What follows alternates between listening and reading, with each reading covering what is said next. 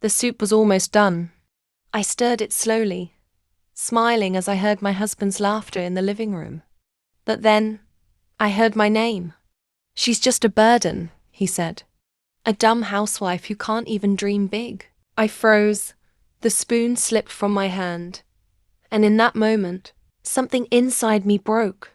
I stood there, the smell of chicken broth filling the air, the steam fogging the small kitchen window. It was an ordinary Tuesday, or it was supposed to be. I had just returned from the grocery store, humming softly, planning to surprise Ethan with his favorite soup. We hadn't been doing well lately, but I thought maybe, just maybe, a warm meal could help us reconnect. But as I stirred the pot, the laughter from the living room grew louder. Ethan was on a call with his best friend, Ryan. I could tell from the tone. The one he used when he wanted to sound confident, important. Then came the words that sliced through me sharper than any knife. "She's just there, you know? Like furniture. She cooks, she cleans, but she doesn't matter." The ladle slipped from my hand and hit the stove with a metallic clang. I felt my chest tighten, heat rising in my throat. For a moment I couldn't breathe. Ethan laughed again, oblivious that I could hear every cruel word. I married her when I didn't know better.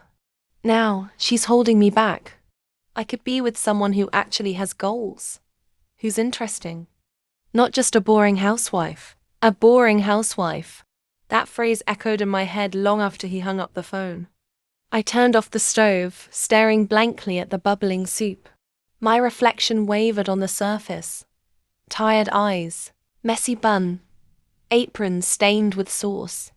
Was that all I had become? That night, I didn't confront him. I just smiled, served dinner, and said nothing. But something inside me shifted.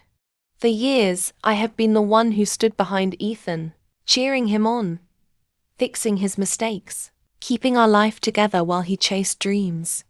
I'd given up my job in marketing when we got married because he said he needed my support.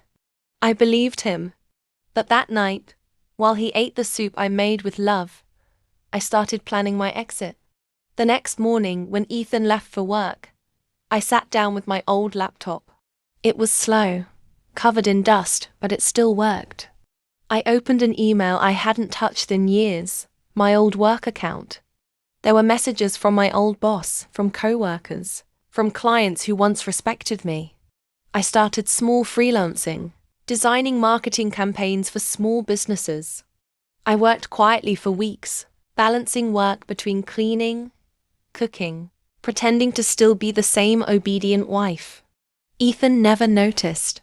He was too busy texting clients late at night, smiling at his phone, coming home smelling of perfume that wasn't mine. I didn't need to catch him. I didn't even care anymore.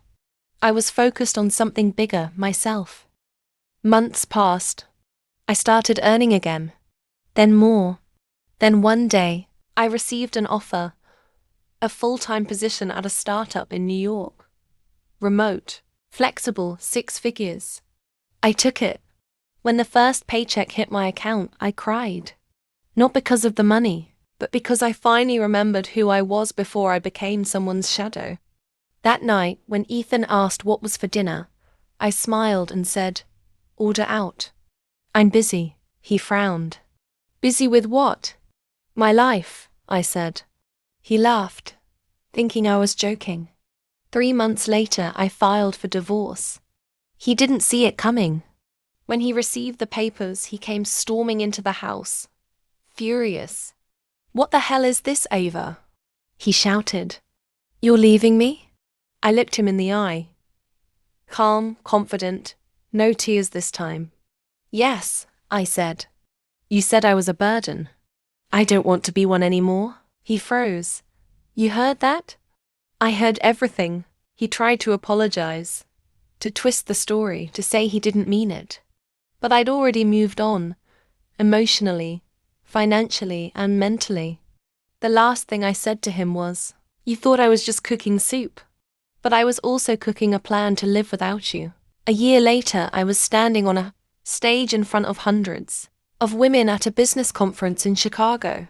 The banner behind me read, "Rebuilding after betrayal. Women who rose again."